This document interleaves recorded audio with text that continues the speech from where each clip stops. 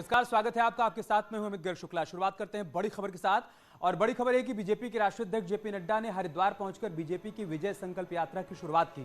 JP Nadda ने हरिद्वार के पंतदीप मैदान से यात्रा के रथों को हरी झंडी दिखाकर रवाना किया। इस दौरान मुख्यमंत्री पुष्कर सिंह धामी भी वहां पर मौजूद रहे।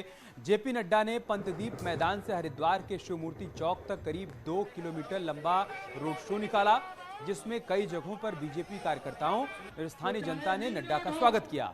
रोड शो खत्म होने के बाद जेपी नड्डा ने लोगों को संबोधित भी किया। केंद्र और राज्य सरकार की उपलब्धियां गिनाते हुए जेपी नड्डा ने कहा कि प्रधानमंत्री नरेंद्र मोदी के नेतृत्व में देश विश्व में खास पहचान बना रहा है।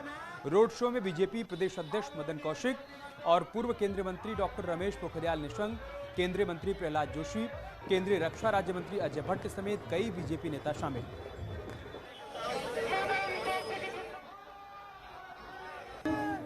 अगर मैं हरिद्वार की बात करूं तो चाहे रिंग रोड हो, चाहे 2.5 किलोमीटर का एलिवेटेड रोड हो, चाहे विकास की दृष्टि से मेडिकल कॉलेज यहां दिया जाना हो, फिर चाहे हरिद्वार के 50 घाटों को इंटरनेशनल स्टैंडर्ड का बनाने का काम हुआ है, तो वो हरिद्वार में हुआ है। ये आपको समझना चाहिए। चारों तरफ मैंने ऐसा उत्साह मैंने देखा है कि इस उत्साह से मैं कह सकता हूं कि हम लोगों का जो लक्ष्य है कि इस बार हम 17 से बड़ी विजय प्राप्त करेंगे, हम उस तरफ बढ़ रहे हैं। डबल इंजन की सरकार ने राज्य में विकास की जो संभावनाएं थी उनको केवल तलाशा नहीं, उन पर काम किया है। हरिद्वार के बाद कल कुमाऊं में बीजेपी की विजय संकल्प यात्रा का आगाज होने वाला है। बागनाथ की भूमि बागेश्वर से केंद्रीय मंत्री अनुराग ठाकुर और सीएम पुष्कर सिंह धामी इस यात्रा को हरी झंडी दिखाकर रवाना करेंगे।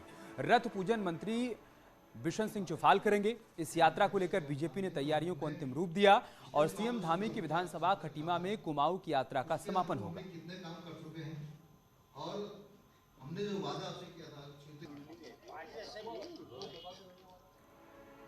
इधर सीएम पुष्कर सिंह धामी आज अपनी विधानसभा खटीमा पहुंचे और यहां पर जनजातीय एकलव्य विद्यालय का लोकार्पण किया। इस दौरान सीएम ने एकलव्य स्कूल को जनजातीय समुदाय की जनता के लिए बड़ा सपना पूरा होने जैसा बताया। 100 बीघा जमीन पर बने इस स्कूल में 400 जनजातीय छात्र पढ़ सकेंगे। इस दौरान सीएम ने क्षेत्र के विकास के लिए कई योजनाओं का लोकार्पण और शिलान्यास भी किया।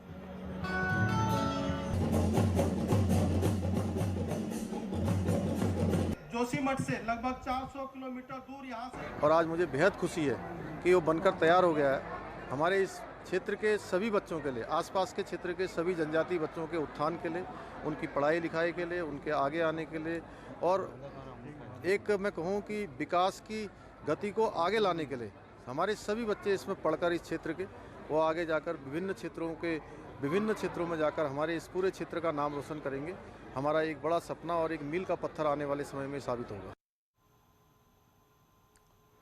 इसके अलावा खटीमा में जनजातीय समुदाय की होली का आयोजन भी हुआ और इस रंग में मुख्यमंत्री धामी भी रंगे हुए नजर आए। सीएम धामी यहां पर एकलव्य स्कूल के लोकार्पण के लिए पहुंचे थे और इस दौरान कार्यक्रम में थारू समाज में होने वाली प्रसिद्ध होली खेली गई। सीएम पुष्कर धामी खुद को रोक नहीं पाए और थारू होलियारों के साथ होली खेलने लगे। इस दौरान सीएम पुष्कर धामी ने कहा कि आज खुशी का दिन है। सीएम खुद भी जनजातीय समुदाय के रंग में रंगे हुए नजर आए।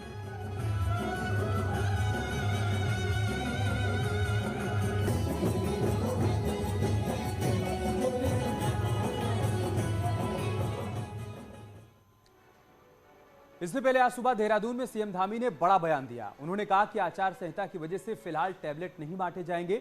वहीं सीएम ने बताया कि छात्रों के अकाउंट में सीधे पैसे ट्रांसफर किए जाएंगे। साथ ही स्कूलों के प्रिंसिपल को भी ये जिम्मेदारी दी जाएगी।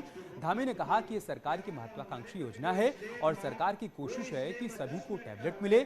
इस दौरान सीएम धामी ने कांग्रेस की पोल खोल यात्रा पर भी तंज कसा और कहा कि पोल खोल यात्रा निकालने पर खुद उनकी पोल खुलेगी। इस समय चूंकि आचार संहिता लगने वाली है और हम चाहते हैं कि छात्रों को टैबलेट मिलना चाहिए और ये हमारी सरकार ने घोषणा की थी। मैंने स्वयं इसकी घोषणा की है। इसलिए पारदर्शी तरीके से जो भी चूंकि बाजार का रेट है अपने अपने सभी के खातों में हम पैसा डालेंगे, बच्चों का खाता खुलवाएंगे और बच्चों का खाता खुलवा के एक टाइम बाउंड करके सभी बच्चे अपने स्तर से उसको हम स्कूलों में सुनिश्चित करेंगे कि शिक्षकों के स्तर पर, प्रधानाचार्य के स्तर पर कि सभी बच्चों को टैबलेट मिल जाए। हमारी पहली प्राथमिकता है टैबलेट मिलना चाहिए। उनकी पोल स्वयं खुलेगी और सभी लोग जानते हैं कि हरीश रावत जी ने जो भी काम किए हैं अपने समय में और किस प्रकार का उनके सारे ऑडियो भी लोगों ने देखे हैं, वीडियो भी देखे हैं और उनकी सरकार भी देखी। उत्तराखंड में सैनिकों को हर राजनीतिक पार्टी साथ जोड़ना चाहती है।